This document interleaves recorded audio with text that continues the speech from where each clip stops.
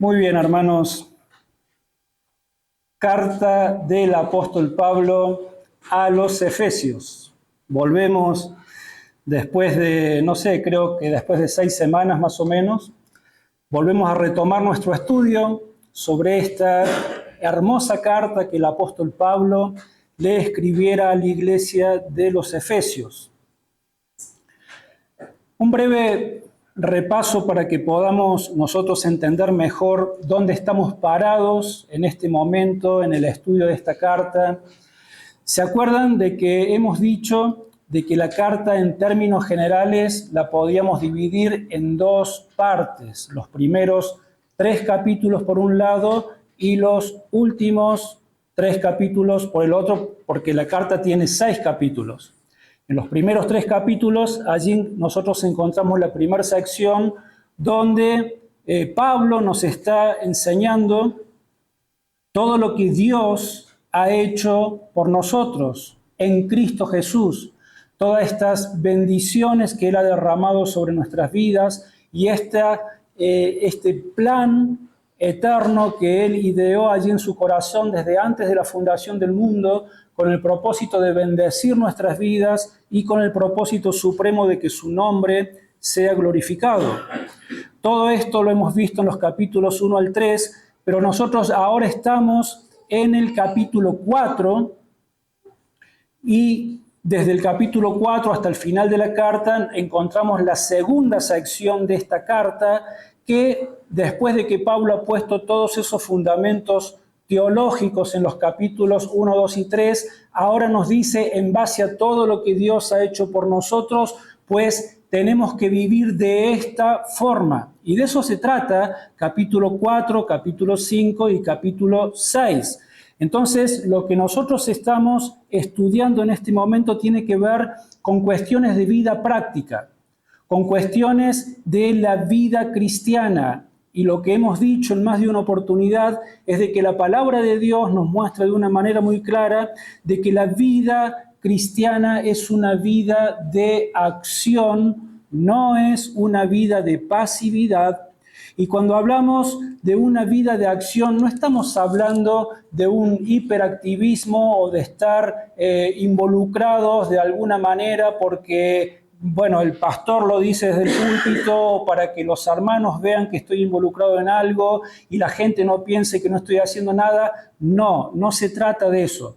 Cuando hablamos de una vida de acción, es una vida de acción en donde nos involucramos en todo lo que significa la vida cristiana, pero lo hacemos en respuesta amorosa justamente al amor que Dios, por medio del Señor Jesucristo, ha demostrado por su pueblo, por los creyentes. Y otra vez, es lo que Pablo nos ha mostrado en los primeros capítulos, 1, 2 y 3. Todo lo que Dios, por medio de Jesucristo, ha hecho por nosotros, sigue haciendo en nosotros y hará por nosotros. Entonces, en respuesta a esa manifestación de gracia, a esa manifestación de muy abundante gracia y de amor que Dios ha manifestado por nosotros, es en respuesta a ese amor de que nosotros vivimos la vida cristiana que el Señor nos manda a vivir. Y al mismo tiempo, ya hemos visto esto, pero para refrescar nuestra memoria, porque es importante de que nosotros cuando estudiamos cualquier libro de la Biblia, pero en este caso las epístolas y la carta a los Efesios particularmente, entender de que cuando el apóstol Pablo, por ejemplo, en este caso ha escrito, no lo ha hecho porque tenía ideas sueltas y se le ocurrió escribir algo y empezó a escribir. No, él lo ha hecho bajo la inspiración de Dios, bajo la inspiración del Espíritu Santo. Y Pablo, como los otros escritores de las Escrituras, tienen propósitos muy claros en sus mentes que quieren transmitirle al pueblo de Dios, a la iglesia. Entonces, cuando nosotros vemos la carta a los Efesios, vamos a ver de que tiene una estructura, porque es una carta. Entonces la estructura básica, simple, la que salta a primera vista, tiene una introducción, tiene un desarrollo y tiene una conclusión, un final. Eso es lo que tiene esta y cualquier otra carta. Ahora, dentro de esa estructura general hay otras estructuras que es importante que nosotros las identifiquemos para que podamos entender cuál era el propósito por el cual Pablo está escribiendo lo que escribe. Entonces, dentro de esa estructura ya hemos identificado otras dos cosas más. La primera parte, primeros 3 capítulos, y la segunda sección, los últimos 3 capítulos. Ahora, dentro de esta segunda sección, que son capítulos 4, 5 y 6, también hay una estructura. Y lo que nosotros venimos diciendo es de que en el capítulo 4, de los versos 1 hasta el verso 16, Pablo allí se encarga de hablar acerca, el tema de esta sección es hablar acerca del andar cristiano en medio de la comunidad de los redimidos, que es la iglesia. Y es en este punto, es en esta sección en donde nosotros nos encontramos ahora estudiando esta parte de la carta. O sea, estamos intentando entender cómo es que Dios nos dice que deben ser nuestras relaciones interpersonales dentro de la vida de la iglesia. De eso se trata. Eso es el andar cristiano en medio de la comunidad de los redimidos. Cuando hayamos terminado de analizar hasta el verso 16, allí vamos a entrar en el capítulo 4 del verso 17 hasta el capítulo 5 y el verso 20, y allí Pablo nos va a hablar acerca de cómo debe ser nuestro andar, el andar cristiano, pero con respecto al mundo, con respecto a aquellos que no son de Cristo, con respecto a aquellos que no son del Señor, cómo debemos nosotros relacionarnos, interactuar con ellos, manejarnos, etc. Cuando hayamos terminado esa sección, vamos desde el capítulo 5, verso 21, hasta el capítulo 6, verso 9, Pablo va a comenzar a hablarnos de cómo debe ser el andar cristiano dentro del seno familiar. Entonces aquí son nuestras relaciones interpersonales dentro de la familia, esposos con esposas, padres, hijos, etc. Nos va a estar hablando de eso. Y al final de la carta, en el capítulo 6, verso 10 hasta el verso 20, y allí se va a terminar la carta a los Efesios, Pablo nos va a hablar acerca del andar cristiano y la lucha espiritual, esta lucha contra principados y potestades en las regiones celestes que tenemos cada día de nuestra vida. Entonces, de todo esto se trata el andar cristiano. Entonces, ahora nosotros estamos analizando lo que tiene que ver con el andar cristiano en medio de la comunidad de los redimidos, que es la iglesia. ¿Cómo nos relacionamos los unos con los otros? Y si bien nosotros ya hemos analizado los versos 1 al 6 del capítulo 4, y hasta ahí llegamos, hasta que hicimos este corte que hemos hecho por 6 semanas, nosotros ya hemos analizado los versos 1 al 6, Pablo nos ha estado mostrando esa infinita importancia que tiene el concepto de la unidad. Si se acuerdan, hemos estado hablando de esto, de la unidad, de cómo Dios valora y nos exhorta a que nosotros nos hagamos responsables de mantener la unidad del cuerpo de Cristo. Y nos habla de muchos aspectos de lo que tiene que ver la unidad.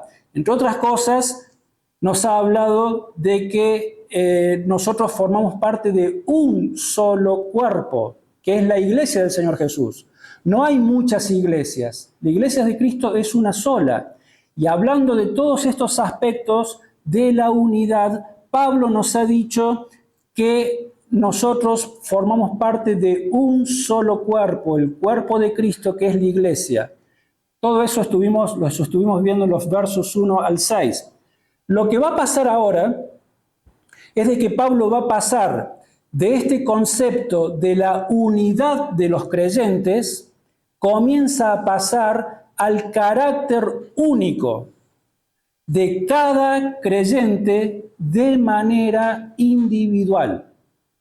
Y hoy solamente nos vamos a ocupar del verso 7, pero lo que vamos a hacer ahora es leer desde el 7 hasta el 11 para comenzar a tener claridad de esta otra parte de la sección en la que estamos entrando y para que podamos tener un contexto más amplio de lo que dice esta parte de las Escrituras. Entonces leamos. Carta a los Efesios, capítulo 4, verso 7. Miren, vamos a hacer una cosa, vamos a leer para que refresquemos un poco la memoria de lo que ya vimos, ¿sí? Vamos a leer capítulo 4 desde el verso 1 y lo vamos a hacer hasta el verso 11, pero acuérdense de lo que ya hemos visto es del 1 hasta el 6, y ahí se van a acordar lo que hemos estado hablando. Pero a partir de hoy entramos en el verso 7 hasta el 11. Bueno, entonces leamos desde el 1 hasta el 11. Dice así: Yo pues, preso en el Señor, os ruego que andéis como es digno de la vocación con que fuisteis llamados, con toda humildad y mansedumbre, soportándoos con paciencia los unos a los otros en amor, procurando mantener la unidad del Espíritu en el vínculo de la paz, un solo cuerpo y un solo espíritu, como fuisteis también llamados en una misma esperanza de vuestra vocación, un solo Señor, una sola fe, un solo bautismo, un solo Dios y Padre de todos, el cual es sobre todos y por todos y en todos. Pero a cada uno de nosotros fue dada la gracia conforme a la medida del don de Cristo, por lo cual dice, subiendo a lo alto llevó cautiva la cautividad y dio dones a los hombres. Y eso de que subió, ¿qué es? Sino que también había descendido primero a las partes más bajas de la tierra. El que descendió es el mismo que también subió por encima de todos los cielos para llenarlo todo. Y él mismo constituyó a unos apóstoles, a otros profetas, a otros evangelistas, a otros pastores y maestros. Entonces, lo que nosotros vemos que a partir del verso 7 Pablo comienza a hacer, lo que él está haciendo, él comienza a hablar en continuidad a lo que nos ha estado enseñando acerca de la unidad, versos 1 al 6. A partir del 7, él comienza a hablarnos de los dones de Cristo para su iglesia. Y del verso 7 hasta el 11, nosotros podemos identificar tres cosas con respecto a los dones de Cristo para su iglesia. Lo primero que vemos es los dones de Cristo para cada creyente de manera individual. ¿Qué significa esto? Esto significa de que cada hijo de Dios, cada hija de Dios ha sido dotado de manera individual con uno o más dones. Lo otro que vemos en los versos 8 al 10 es cómo Cristo ganó el derecho de dar estos dones a su iglesia. Y esto lo vamos a estar viendo el domingo que viene. Y lo último que vemos en el verso 11 es donde Pablo habla de los dones de Cristo para toda la iglesia en general. Y acá Pablo se está concentrando en aquellos hombres que son dotados de una manera especial por medio de los cuales el Señor bendice a la iglesia entera. Entonces hoy nos vamos a detener solamente en el verso 7 y vamos a estar hablando de los dones de Cristo para cada creyente de manera individual. Por eso es de que el verso 7 dice, pero a cada uno de nosotros fue dada la gracia conforme a la medida del don de Cristo. A cada uno de nosotros, dice el Señor, nos ha sido dada la gracia conforme a la medida del don de Cristo. Entonces hoy, en este verso 7, vamos a ver tres cosas. Vamos a hablar de la gracia de Dios, vamos a hablar de los dones de Cristo y vamos a hablar de la responsabilidad de la iglesia.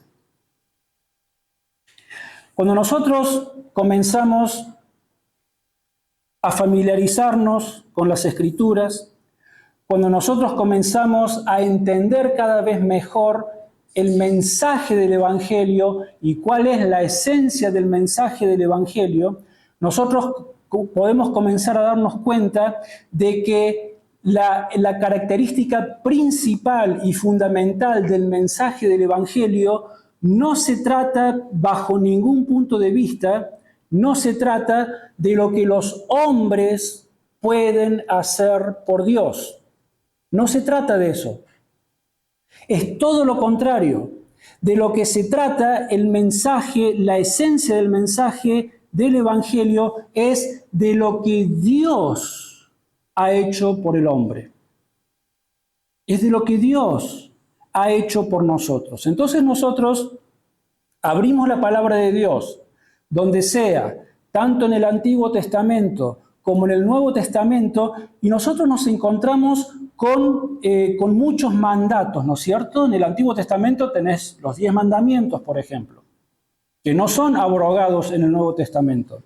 Pero allí tenés esos 10 mandamientos que están allí de manera concentrada en los 10 mandamientos, pero después en todo el Antiguo Testamento los encontrás de una manera más desarrollada y allí te encontrás con, creo que son en total como 613 mandamientos que están resumidos en los 10 mandamientos, pero son todos mandamientos de Dios, en donde Dios exhorta a su pueblo cómo deben vivir en obediencia a su palabra. Y cuando venimos al Nuevo Testamento, también nos encontramos con muchos mandatos, con muchos requisitos y con muchas obligaciones que Dios nos manda para que las cumplamos. Ahora, todos estos mandamientos, todos estos imperativos, todas estas órdenes del Señor, es que nosotros las cumplamos, porque por medio de cumplirlas vamos a alcanzar la salvación de nuestras almas. La respuesta es un contundente no. Porque la salvación no es por obras, la salvación no es por cumplir con todos los requisitos de la ley de Dios, sino que la salvación es por fe.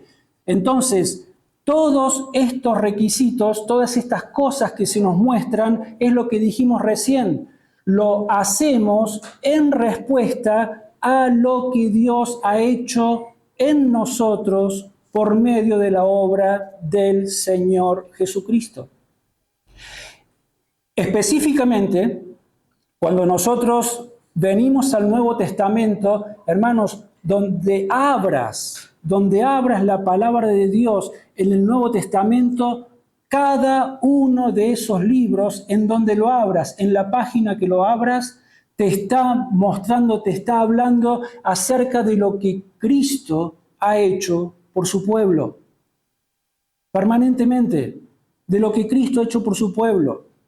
Entonces, lo que nos está mostrando la palabra de Dios de una manera muy clara es de que Dios nos ha dado, nos ha entregado el don supremo, el regalo supremo, la manifestación suprema de su gracia, en donde lo ha hecho al darnos a su Hijo, en entregarnos a su Hijo.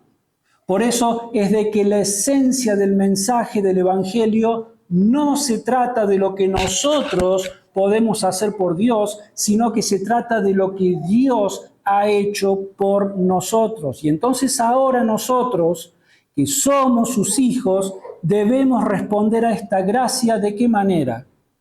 En obediencia y de manera fiel. ¿Por qué? Otra vez, ¿por obligación? No. ¿Por ver qué opinan mis hermanos de qué estoy haciendo en la iglesia? No. ¿Para ganar mi salvación? No, lo hacemos de una manera absolutamente natural porque amamos obedecer a nuestro Dios y ser lo más fieles posible porque entendemos lo que al Señor le costó la salvación de nuestras almas. Porque comenzamos a entender de a poco esta enorme, esta infinita manifestación de su gracia y de su amor para con nosotros. Por eso, Efesios capítulo 2, verso 8 al 10, pasaje tan conocido, Pablo de alguna manera está resumiendo todo esto que estamos diciendo en este pasaje. Efesios capítulo 2, verso 8 al 10 dice: porque por gracia sois salvos por medio de la fe, y esto no de vosotros, pues es don de Dios, no por obras, para que nadie se gloríe, pues somos hechura suya, creados en Cristo Jesús para buenas obras, las cuales Dios preparó de antemano para que anduviéramos en ellas. ¿Se dan cuenta?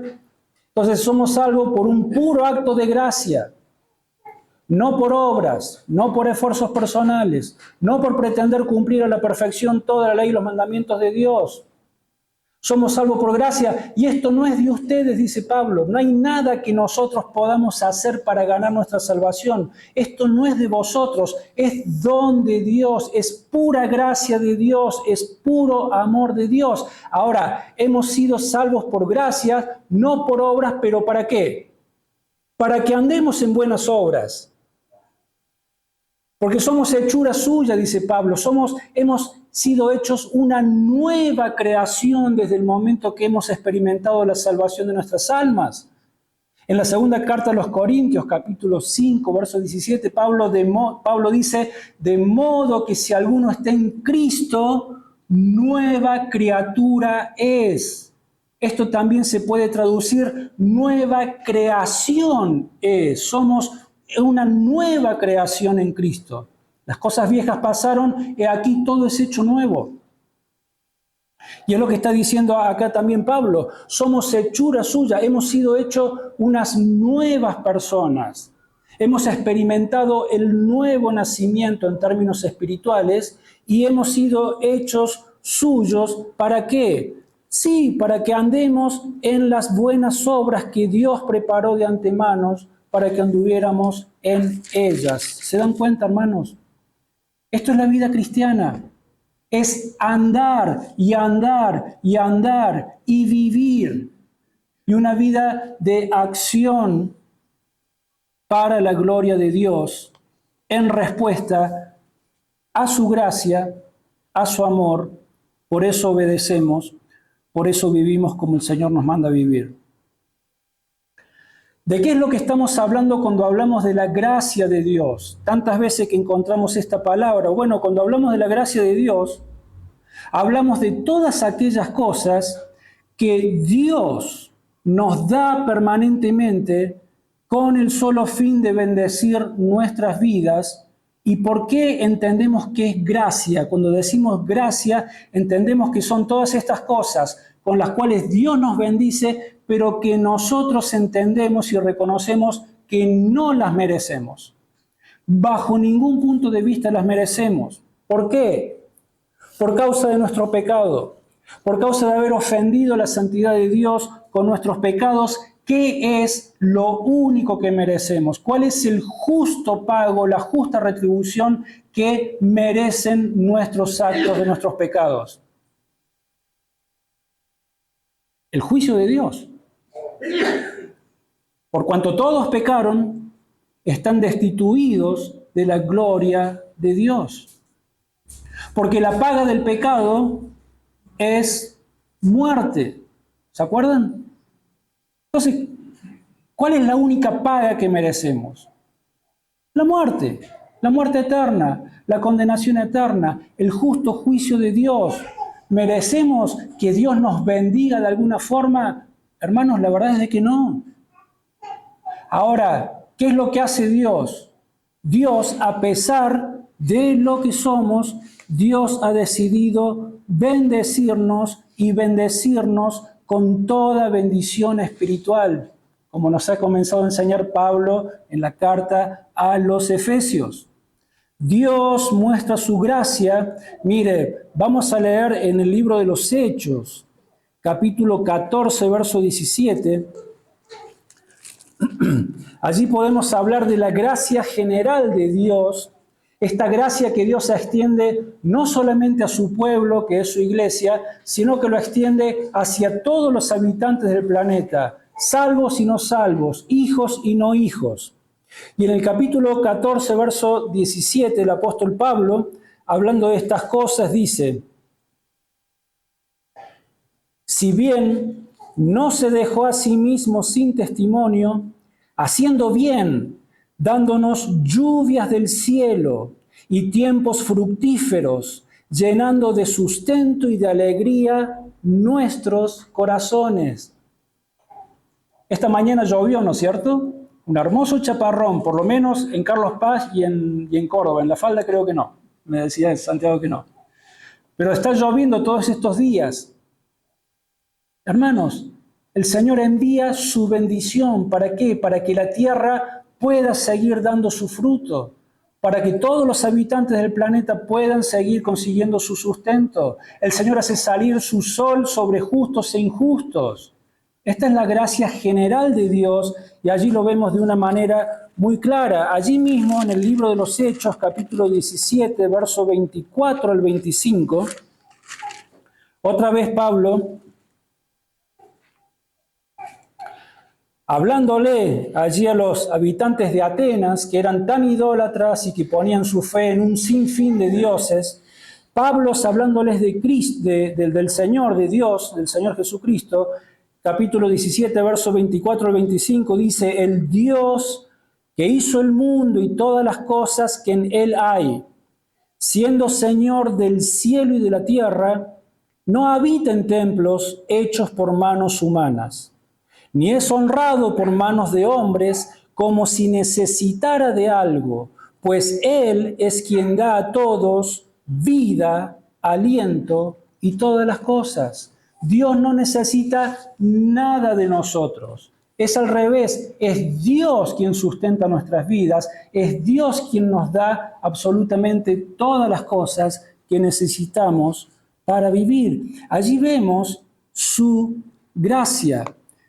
En términos generales, esto es para todo el mundo, pero para el pueblo de Dios, para la bendita iglesia del Señor Jesús, esa iglesia que Él compró con el precio de su sangre, hay otra manifestación de su gracia, pero es una manifestación especial o especialísima, como dicen algunos teólogos. Esta gracia que hemos hablado recién, la lluvia, los alimentos, el sol, todo eso, es una gracia general para todo el mundo, pero para su pueblo Dios se complace en darnos una gracia que es muy especial, que no está disponible para el resto de las personas. Y es de lo que Pablo ha estado hablando en la primera parte de la carta, porque el Señor nos ha bendecido. ¿Con qué comienza diciendo Pablo? Verso 3, Efesios 1:3. Pablo comienza, ¿se acuerdan? Volvemos otra vez a esta manifestación de alabanza que sale del corazón de Pablo. Pablo es como que comienza alabando a Dios y dice: bendito sea el Dios y Padre de nuestro Señor Jesucristo, que nos bendijo con toda bendición espiritual en los lugares celestiales en Cristo. Hermanos, esto no es para todo el mundo, es para su pueblo, es una gracia muy especial. Nos ha bendecido con toda bendición espiritual. ¿Qué significa esto? Nos ha bendecido con su salvación. Nos ha bendecido al hacernos pasar a formar parte de su reino. Hemos sido trasladados, como le dice Pablo a los de Colosas, del reino de las tinieblas al reino del amado Hijo de Dios. Ahora formamos parte del reino de Dios. Nuestro Rey es el Rey de reyes y Señor de señores, el Rey del universo. Nos ha bendecido, Pablo nos contaba al principio de los Efesios, con esta herencia que ya está garantizada, y el Espíritu Santo, que es otra bendición más en nuestra vida, por cuanto Dios ha venido a morar en nosotros por su Espíritu Santo. Su Espíritu Santo nos da testimonio de que somos sus hijos, y eso nos da la garantía, es las arras, es la garantía de que esa herencia de vida eterna allá en los cielos, en su presencia, está completamente asegurada. Hermanos, Dios nos ha bendecido. Nos ha bendecido con toda sabiduría, decía Pablo. ¿Cuál es la sabiduría? Tenemos acceso a su palabra.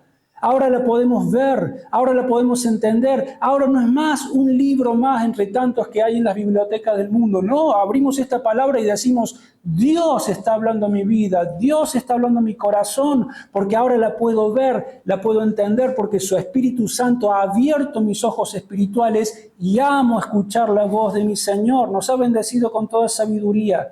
Nos ha bendecido con su poder, nos sostiene con la mano de su poder, nos ha bendecido con su amor, nos bendice con su gloria, nos bendice con su paz. Pablo le dice a los romanos, por eso justificados por medio de la fe, ahora estamos en paz para con Dios.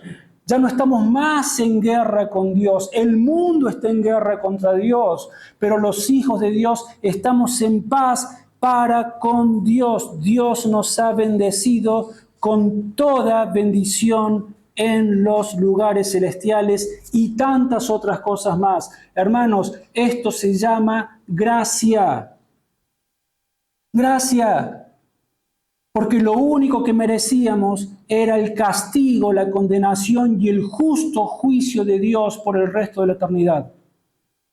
Pero Él en su gracia tomó la decisión de bendecirnos, y no bendecirnos así nomás. Nos bendijo con toda bendición. Dios no puede bendecirnos más de lo que ya nos ha bendecido. Ya nos ha dado todo. Nos ha dado a su Hijo. Nos ha dado lo más precioso que existe en toda la faz del universo, que es el Señor Jesús. Y en Cristo hemos sido enriquecidos. Sin embargo, en todas estas cosas que acabamos de mencionar, la salvación, la sabiduría, etcétera, todo eso,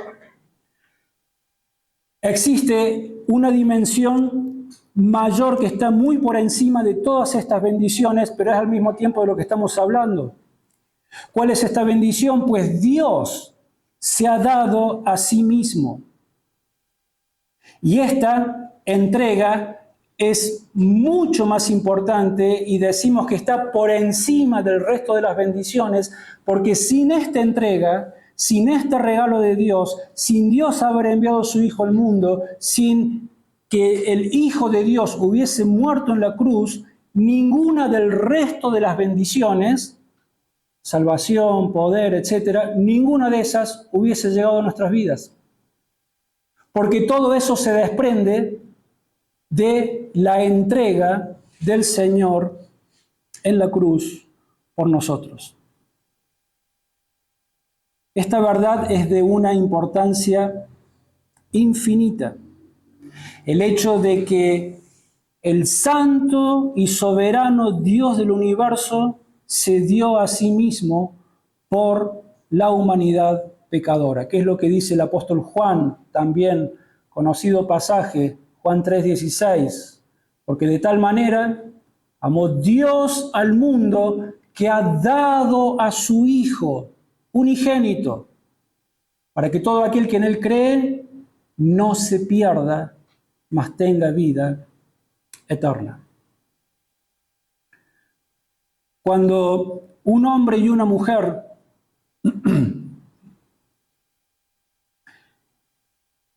eligen de una manera muy cuidadosa, buscando mucho consejo, después de mucha oración, entendiendo la voluntad de Dios y tantas cosas más. Pero cuando un hombre o una mujer eligen sabiamente con quién se habrán de casar, esto significa con quién van a pasar el resto de su vida, porque de esto se trata el matrimonio bíblico, el matrimonio cristiano.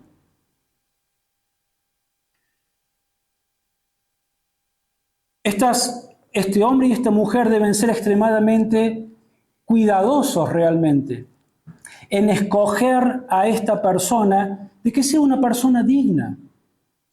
Y el otro va a esperar del otro lo mismo, el hombre de la mujer del hombre.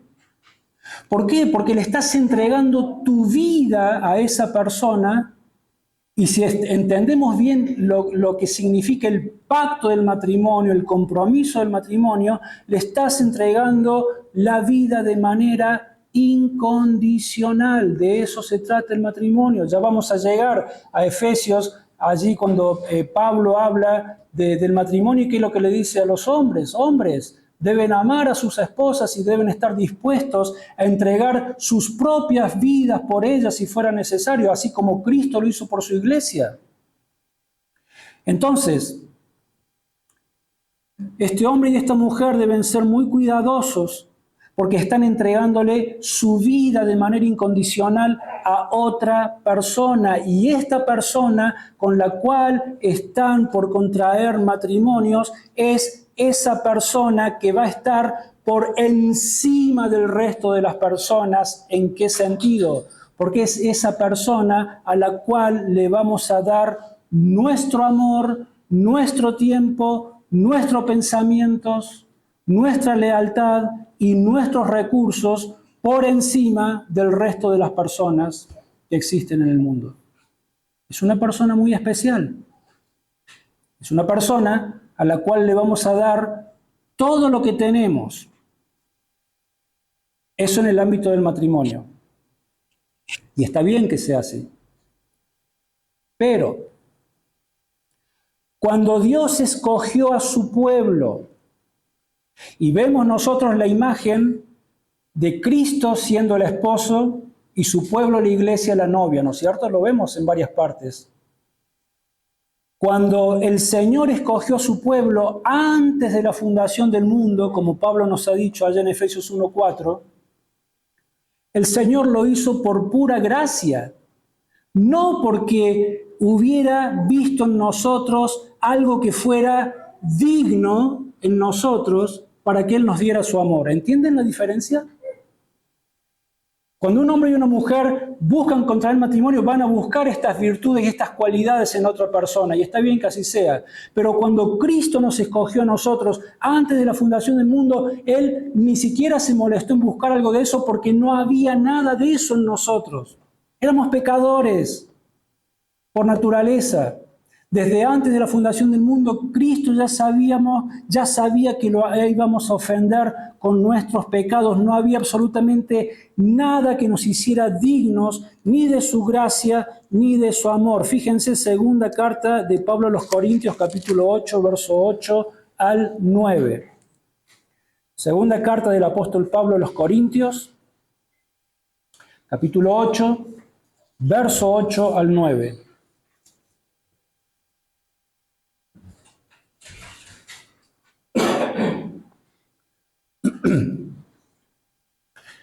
Después, si ustedes quieren, pueden leer en su casa todo el capítulo 8 y todo el capítulo 9 de la segunda carta a los Corintios.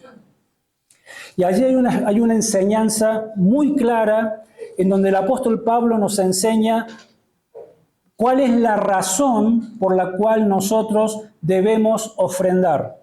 Allí lo tienen en esos dos capítulos. Obviamente no vamos a leer todo esto, no es el tema ahora, pero para que entendamos el pasaje que vamos a leer, Pablo antes viene exhortando a los hermanos de los Corintios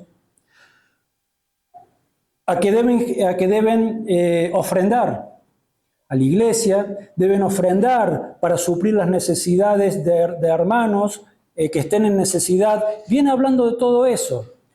Entonces, cuando llega el verso 8, dice: no hablo como quien manda, o sea, no les estoy enseñando cuáles son estas razones para ofrendar porque se los quiero imponer. Dice, no hablo como quien manda, sino para poner a prueba por medio de la diligencia de otros también la sinceridad del amor vuestro. Y el 9, fíjate lo que dice. Ya conocéis la gracia de nuestro Señor Jesucristo, que por amor a vosotros se hizo pobre siendo rico, para que vosotros con su pobreza fuerais enriquecidos. Otra vez, Pablo está poniendo el ejemplo supremo de amor y de ofrenda que se dio por nosotros, por causa de nuestro bien. El Señor Jesucristo, siendo rico, ¿en qué términos? En riqueza absoluta. Allí Él se despojó de su riqueza, de su gloria, de ese lugar de entronación en el cielo junto con el Padre, junto con el Hijo, recibiendo la adoración angelical permanentemente. Él se despojó de su gloria, se hizo pobre. ¿Para qué? Para que por medio de su pobreza, ¿cuál es la expresión máxima de su pobreza? Haber sido clavado en aquella cruz. Por medio de su pobreza, por medio de haberse despojado de sí mismo, por medio de haberse dado en sacrificio por nosotros, de esa manera nos ha enriquecido. Nosotros éramos los pobres y ahora hemos sido enriquecidos en Cristo Jesús. ¿Con qué? Con todas estas bendiciones espirituales tan abundantes con las que el Señor nos ha bendecido. Entonces Pablo deja en claro que esta gracia de Dios es dada a cada uno de los creyentes, pero también tenemos que entender que esta gracia de Dios incluye poder, incluye capacitación, es un poder que capacita a los hijos de Dios por medio de dones que el Señor da a su iglesia, para que cada uno que recibe estos regalos de parte de Dios, los pongamos al servicio de la iglesia de nuestro Salvador. O sea, en medio de todo este combo de bendiciones que Dios nos da, hay una bendición particular que se llama don o dones. Dios nos bendice con dones. Dios nos capacita. ¿Para qué? Para que estas capacidades las guardemos en un cajón y no las toquemos más. No. Nos bendice con estas capacidades para que nosotros las desarrollemos en nosotros y las pongamos al servicio de mis hermanos en el cuerpo de Cristo. Por eso estamos en esta sección que tiene que ver con esta interacción de cómo nos manejamos dentro del cuerpo de Cristo.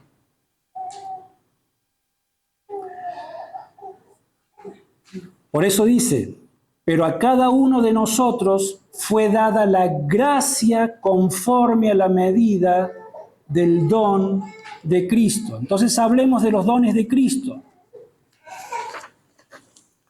Nosotros sabemos de que la iglesia es una, pero no todos en la iglesia realizan las mismas funciones. ¿Por qué? Porque justamente Dios ha repartido estas diversas capacidades. ¿Qué es un don espiritual? Un don espiritual es una capacidad sobrenatural que Dios nos ha dado a cada uno de nosotros para que podamos servir a los demás. ¿Cuál es la diferencia entre una capacidad sobrenatural y un talento? Porque hay muchas personas que tienen talentos y que no necesariamente son hijos de Dios. Entonces vos podés tener una persona que es muy talentosa en la música, por ejemplo, pero es una persona que va a estar si no es del Señor, va a estar completamente imposibilitada para poder ministrar al Señor y al pueblo de Dios por medio de la música. Pero el Señor va a tomar a una de esas personas, las va a salvar, las va a convertir en su hijo, en su hija, y ese talento natural con el que nació, ahora lo va a investir con ese poder sobrenatural, con ese don, con ese talento, para que por medio de la música sí ministre al Señor y sí ministre a su pueblo, y lo va a hacer de una manera que no todos podemos hacerlo, no todos podemos hacer lo que Jimena hace acá cada domingo. Gracias a Dios que la tenemos a Jimena, si no, no sé qué sería de nosotros. Por dar un ejemplo, ¿no es cierto? Entonces, los dones son esas capacidades o esas habilidades que el Espíritu Santo al mismo tiempo, Él las da y Él las reparte de manera sobrenatural. Y Él lo hace como Él quiere, no como nosotros queremos. Él lo hace como Él quiere y lo hace para que su iglesia sea edificada. Entonces, algunos tienen el don del servicio, otros van a tener el don de la consolación, de consolar a otros,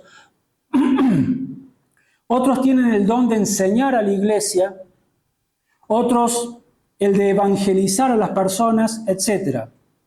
Ahora, esto no significa que todos los creyentes no podamos hacer esto. Todos podemos evangelizar, todos podemos servir, todos podemos consolar a los demás, todos podemos enseñar de alguna manera, ¿no es cierto? Pero aquella persona sobre la cual Dios soberanamente ha decidido derramar este don, esa persona lo va a hacer de una manera mucho más amplia, con un fuego en su corazón que el resto no va a tener, y lo va a hacer de una manera que va a ser mucho más eficaz que el resto. Y allí te das cuenta que está operando el don de Dios, la capacidad de Dios. Ahora, pastor, ¿cómo sé yo cuál es el don que Dios me ha regalado? ¿Cuál es el don que Dios me ha dado? ¿El don o los dones? ¿Cómo hago para saber eso? Pues, ¿saben qué? Orando a Dios, pidiéndole a Dios que nos muestre, pero Dios lo hace de una manera muy sencilla. Pone carga en nuestros corazones por algo en lo cual yo anhelo capacitarme, porque por medio de esa capacitación voy a poder servir al cuerpo de Cristo.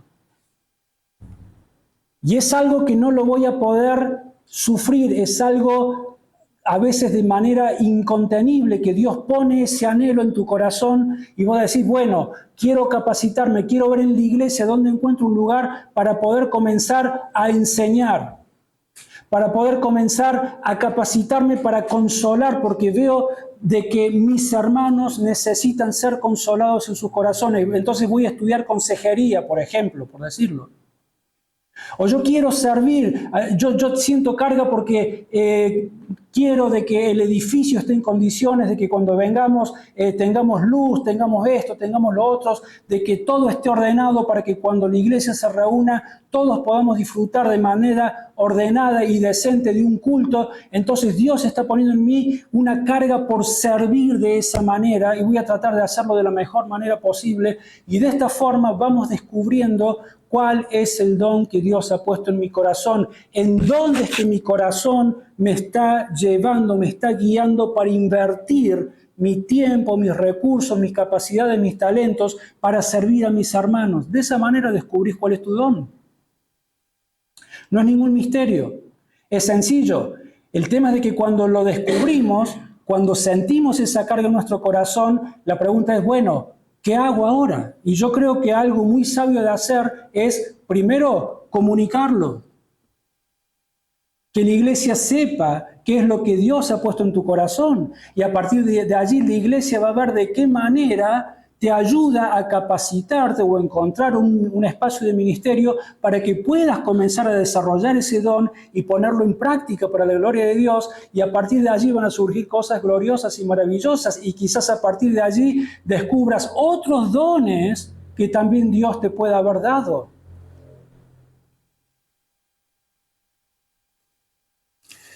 Fíjense, Romanos capítulo 12, si ustedes quieren estudiar dónde se encuentran los dones, lo van a encontrar, allí tienen sus hojitas, no vamos a leer todo, pero en la primera carta a los Corintios, capítulo 12, habla de los dones del Espíritu Santo. En Romanos, que es lo que vamos a leer ahora, también en el capítulo 12 habla de esto, y Primera de Pedro, capítulo 4, también habla de los dones del Espíritu Santo. Pero fíjense, por ejemplo, en Romanos capítulo 12, verso 3 al 8, dice el apóstol Pablo: digo pues, por la gracia que me es dada, a cada cual que esté entre vosotros, que no tenga más alto concepto de sí del que debe tener, sino que piense de sí con cordura, conforme a la medida de fe que Dios repartió a cada uno.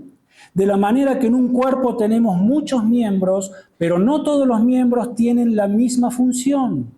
Así nosotros, siendo muchos, somos un cuerpo en Cristo y todos miembros los unos de los otros. Tenemos pues diferentes dones, según la gracia que nos es dada. El que tiene el don de profecía, úselo conforme a la medida de la fe; el de servicio, en servir; el que enseña, en la enseñanza; el que exhorta, en la exhortación; el que reparte, con generosidad; el que preside, con solicitud; el que hace misericordia, con alegría. Lean después en casa Primera de Pedro, capítulo 4, versos 10 al 11, y Pedro habla exactamente de lo mismo. El punto es de que si somos de Cristo, hermanos, no solamente tenemos el infinito privilegio de haber recibido uno o más dones de parte de Dios, sino que al mismo tiempo somos responsables de ponerlos al servicio de los demás, para el provecho y para la edificación de la iglesia a la cual pertenezco. No por obligación, sino en obediencia y en respuesta al amor del Señor. Y finalmente, vemos la responsabilidad de la iglesia en este sentido. Entendemos por qué Pablo está hablando del andar cristiano en medio de la comunidad de los redimidos, que es la iglesia. Otra vez, del principio del capítulo 4, nos ha dicho que somos responsables de guardar la unidad. ¿Se acuerdan? Bueno, de eso se ha tratado al principio del capítulo 4.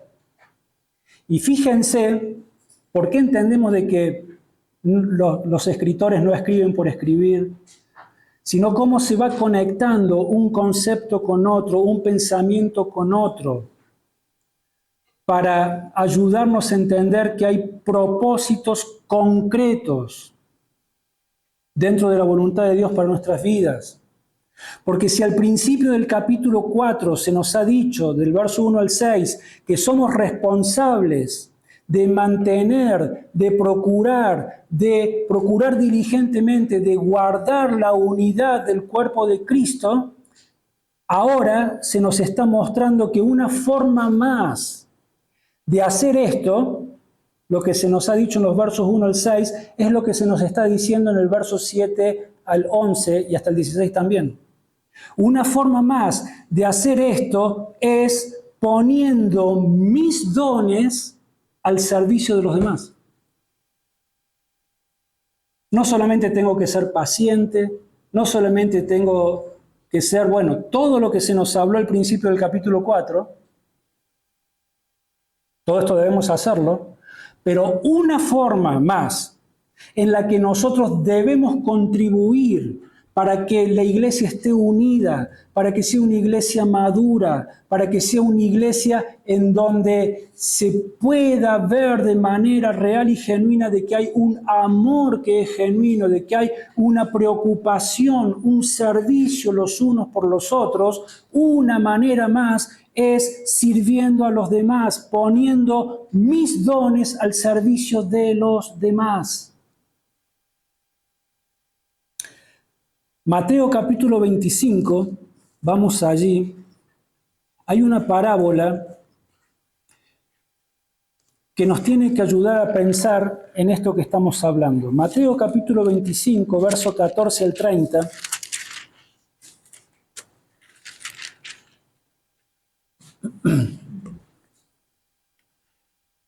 Es la conocida parábola de los talentos. ¿Se acuerdan?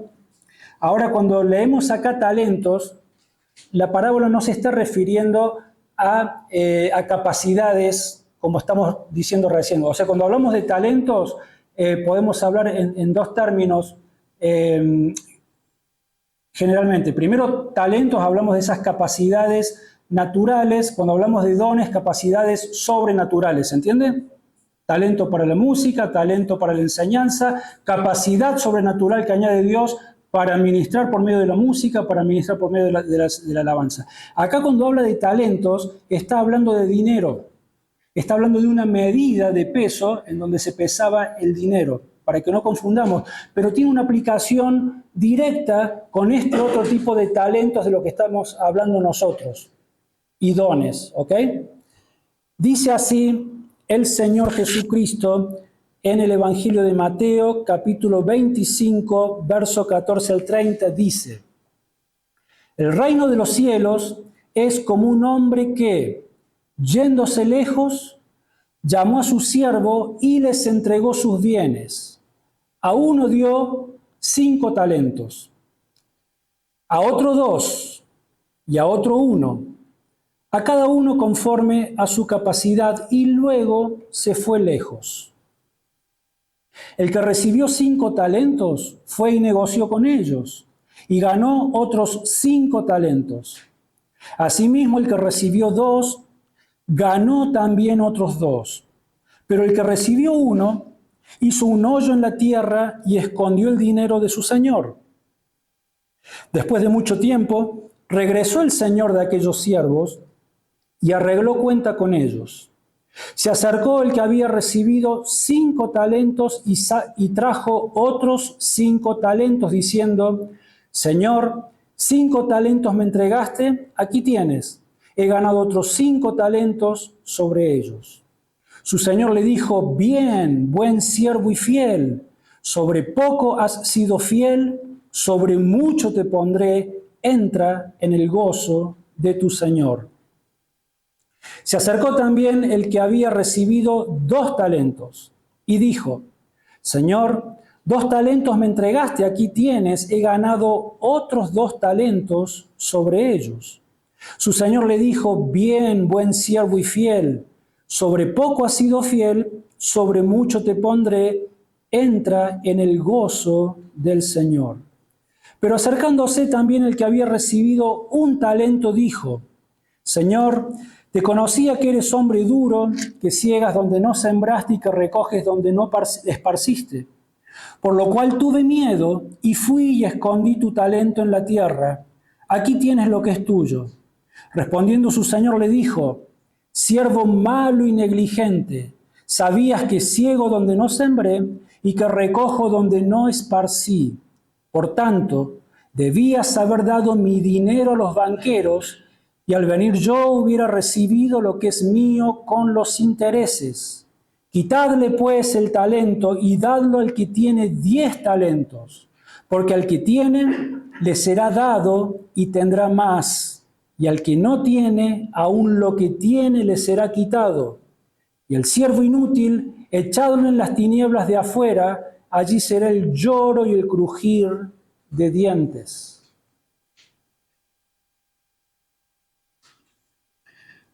No está hablando de pérdida de salvación este pasaje.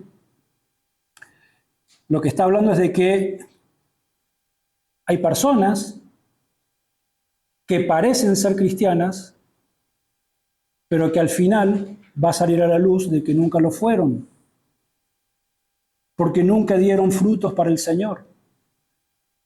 Pero aquellos que son del Señor, el Señor nos ha dado dones. Y no son para que hagamos un hoyo en la tierra y los guardemos, sino para que los pongamos al servicio de su causa y produzcamos en la medida que Él nos permita hacerlo. Algunos van a producir más, otros van a producir menos, pero todos vamos a producir frutos de obediencia en respuesta al amor que Dios ha manifestado por nuestras vidas. El genuino creyente no es un simple espectador, sino que entiende cuáles son las capacidades que Dios le ha dado, entiende los talentos que ha recibido de parte del Señor, sabe cuáles son los recursos y los dones que tiene y sencillamente pone todo esto al servicio de su Señor. Hermanos, un día vamos a estar en la presencia del Señor. Y sí, ya va a ser un lugar donde no habrá más llanto, ni más dolor, ni más enfermedad, ni más pecado, ni más lágrimas. Todo eso habrá pasado, todo habrá de ser gozo y paz y gloria eterna. Pero antes de eso, vamos a tener que pasar por el tribunal de Cristo. Esto no es para ser juzgados para vida eterna o condenación, porque eso ya se resolvió en la cruz de Cristo. Pero el tribunal de Cristo es donde se nos va a preguntar básicamente qué fue lo que hiciste con la vida que te di, es lo que va a decir el Señor. ¿Qué hiciste con los talentos que te di? ¿Qué hiciste con los dones que te di? ¿Qué hiciste con esta vida nueva que te di, con este nuevo nacimiento que te di? Y allí vamos a tener que rendir cuentas ante el Señor. Y se acuerdan, Pablo lo enseña en la segunda carta a los Corintios. Algunos van a pasar aprobados porque edificaron con materiales genuinos, esto es, con intenciones genuinas, con un esfuerzo genuino, con oro, con piedras preciosas, ¿se acuerdan? Pero aquellos que han edificado con hojarasca, con hojas secas, con cosas sin valor, todas esas cosas van a ser consumidas por el fuego, esto es, por el juicio de Dios, y lo mismo van a ser salvas esas personas. Pero ¿qué recompensa o qué alabanza van a recibir de su Señor cuando no hicieron con sus vidas lo que el Señor nos mandó a hacer? Entonces, terminamos diciendo de que Pablo, en esta carta a los Efesios, lo que está haciendo, él nos está mostrando el equilibrio que existe entre la unidad de los creyentes y la manera en la que cada creyente de manera individual vamos a contribuir de manera única y de manera especial a la labor que el Señor nos ha llamado a hacer. Saben que Dios tiene un plan y un propósito absolutamente específico para cada uno de nosotros, el cual no lo tiene para con los demás, salvo en aquellos que son matrimonio. En aquellos que son matrimonio se comparte exactamente el mismo propósito, pero aquellos que no están unidos en matrimonio, Dios tiene un plan y un propósito único que Dios quiere llevar a cabo a través de nuestras vidas. Y el Señor nos ha capacitado con todo. Ya nos ha dado absolutamente todo lo que necesitamos para hacer su obra, porque somos hechura suya, creados en Cristo Jesús para buenas obras. Hermanos, yo quiero de que cuando llegue ese día de estar en la presencia del Señor, poder escuchar estas palabras del Señor, que me diga y que nos diga a cada uno de nosotros: bien, buen siervo fiel. En lo poco fuiste fiel, en lo mucho te pondré, pasa al gozo de tu Señor. Y que podamos mirar a nuestro Señor a sus ojos, cara a cara, y no tener que avergonzarnos de que desperdiciamos la vida, los talentos, los recursos, las inteligencias, la salud, todo lo que el Señor nos dio en esta vida, y que lo desperdiciamos distrayéndonos con otras cosas. Terminamos leyendo Efesios 2, 8 al 10. Quizás el pasaje que sería bueno en el cual meditemos en esta semana. Porque por gracia sois salvos, por medio de la fe, y esto no de vosotros, pues es don de Dios, no por obras, para que nadie se gloríe, pues somos hechura suya, creados en Cristo Jesús para buenas obras, las cuales Dios preparó de antemano para que anduviésemos en ellas. Vamos a Dios en oración. Padre Celestial, Señor, gracias porque enviaste a nuestra vida el don más preciado, la manifestación de tu gracia más excelsa, el don más grande y maravilloso y valioso que existe sobre toda la faz del universo. Señor, te damos gracias porque siendo infinitamente rico, te humillaste y te hiciste pobre, y con tu pobreza nos has enriquecido. Oh Señor, cuántas gracias te damos por esta nueva vida, por este propósito eterno que ahora tenemos, porque este propósito eterno también, Señor, llena de ánimo nuestros corazones para poder servirte en esta vida, en esta tierra, en este tiempo. Ayúdanos, Señor, a que nuestros corazones puedan entender, como también Pablo nos va a enseñar en otra parte de la carta a los Efesios, que podamos entender esa dimensión, la anchura, la profundidad de tu amor, Señor, esa altura infinita, esa anchura infinita, esa profundidad infinita e indescriptible de la manifestación de tu amor para con nuestras vidas, para que nuestros corazones puedan también crecer y responder de manera digna a ese amor que has derramado sobre nosotros.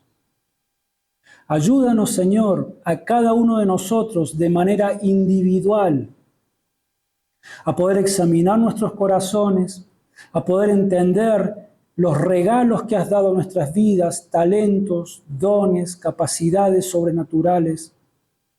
Señor, muéstranos, pon carga en nuestros corazones, que nuestros corazones ardan de un deseo que provenga de parte tuya, que provenga de lo alto del cielo, que consuma, Señor, nuestros deseos, nuestras emociones, nuestra voluntad, y que pongamos todo eso al servicio de tu causa, que este año, Señor, sea un año en el que podamos ver eso de manera práctica. Que, como dijimos cuando empezamos a estudiar esta carta, Señor, que no sea un estudio más, que no sea una serie más de mensajes, sino que esta tu palabra que está aquí revelada en la carta a los Efesios realmente transforme nuestras vidas y que no seamos los mismos y que nos ayudes a llevar fruto de acuerdo, Señor, a las capacidades que nos des, fruto para gloria de tu alto y honroso nombre. Te damos gracias una vez más por tu palabra en esta mañana. Oramos en el precioso nombre del Señor Jesús. Amén.